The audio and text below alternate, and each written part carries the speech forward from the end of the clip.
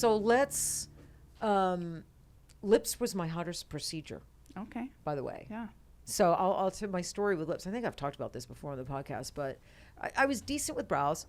Real quick though, the world was so different even just 15 years ago, even 10 years ago. Yeah. Imagine it 22 years ago when I started. Yeah. It was like, it was really different. Yeah. And I was here in Vegas, and all the PMU artists were like, 50. So they were older. They were older ladies that trained and learned back in the 80s and 90s. Yeah. And I came to town, and I was like tattooed and pierced. I was young, I was a body tattooer, and I stood out. And I wasn't that welcome, to be honest with you. I had a couple of ladies just not really enjoy my presence here. Yeah. And one was not really that nice to me at a conference we went to, and I really had a hard time understanding that. But I think, Brittany, it was because I was different. I think it was because, I was doing soft bulbs. I was tattooing more like a tattooer. I was a little bit more artistic, and I could do some looks that maybe they couldn't do because they weren't taught that. That wasn't the standard in PMU. Sometimes people are scared when they see something new or different. Right. Instead of being open-minded, they're scared. Right. They're And so scared. they're mean. Right. Because for such a long time in our industry, it was block solid eyebrows. And that was it. Yep. And then I remember here in the USA when hair strokes hit the scene, no one liked them. They looked like picket fences. And I think that was because they weren't really being done skillfully, right? They did look like lines. But I can so remember that, if you did a hair stroke eyebrow 15, 20 years ago here in the US, you got ridiculed for it. Yeah. Well, I've got some pictures of my hair stroke eyebrows from 15 years ago, and I'm like, oh. I know, right? Wow, that was a really great pattern. Yeah, we definitely all have work like that. But I think it's great. And look how far the hair strokes have come now, and how. And I think that's what I'm most excited for the PMU industry is the skill level, the artistic level, the creative level has grown leaps and bounds just in the last 10 years. Yeah, it's shocking. It's mind-blowing. It's shocking how beautiful and skillful and artistic the work has become in our industry. Yeah. I love it. Yeah. There's still a lot of shit going on that, bothers you and probably shouldn't be going on and whatnot, but I try not to focus on that. Yeah. Do you focus on that? Does that shit really piss you off, or are you just blinders on? It makes me really, really sad for clients and consumers. It makes me really sad for them. Yeah. I don't know that I pay too much attention to it as far as the artists go. Yeah. Even though they shouldn't be doing it, it's totally reckless and it breaks my heart. But I feel like they'll weed themselves out. They typically do. Yeah. But I don't know. My heart hurts for the consumers who don't know any better. Yeah. Me too. It's heartbreaking sometimes what you see and some of the procedures, some of the types of procedures still being done in this industry. That a lot of us know don't age well and probably should not be performed anymore. Breaks my heart too. But a long time ago, I just kind of had, just kind of came to the conclusions. Like I don't want to be the industry I don't want to monitor the industry. Right. I don't want to police the industry. I don't want to be that person. Yeah. Although I have strong opinions and I'm really comfortable talking about my opinions. There's positive ways to monitor it. And I don't even know if that's the right word. And this is the way to do it, right? Dialogue. Educate. Conversation. Conversation. Educate. Yes. Yeah, right? exactly. That's, in my mind, a better way to 100%. Monitor it. 100%. And you're never going to clean up the entire... Right. There's no always way. going to be those reckless people out there that don't give a shit and don't listen. They don't want to listen, right? They'll in every industry, I think, every single industry. So, but I think we've come a long way. I'm proud of our industry. Super happy to be a part of it. Yeah, so let's talk about. I interrupted you with your lip story. I wanted you to tell me your lip story. So my lip story. Okay, so I was really good at eyeliner, and back in the day, I was doing a lot of like sexy dancers and casino girls. And so wings, I got really good at wings and that really bold pinup eyeliner look. And I got really good with eyeliner. And then my brows did come in for me. So I was really good with brows and eyeliner. I was very good with areolas right away because of my body tattoo background.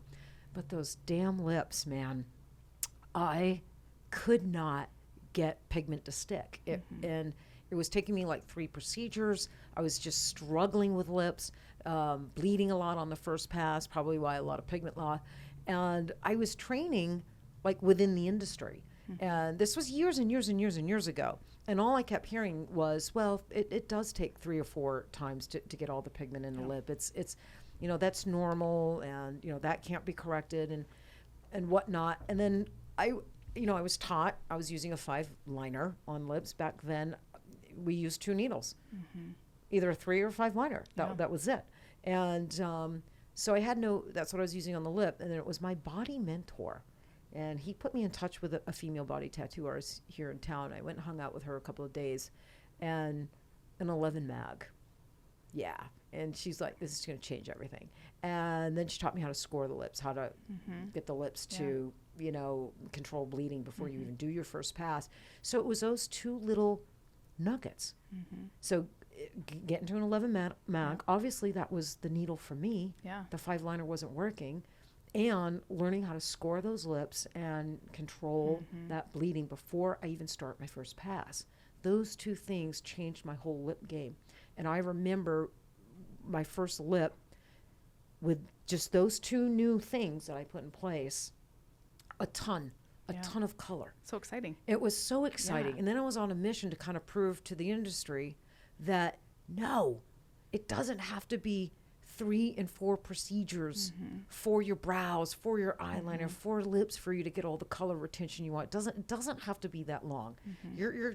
If you jump up to bigger needles, if you change the way you move those needles, a certain pattern, if you focus on saturation, just changing up. I think at that point, Brittany, I started approaching my PMU procedures as I approached my body tattoo work.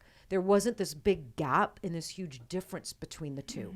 And before then there was. It was like I separated them.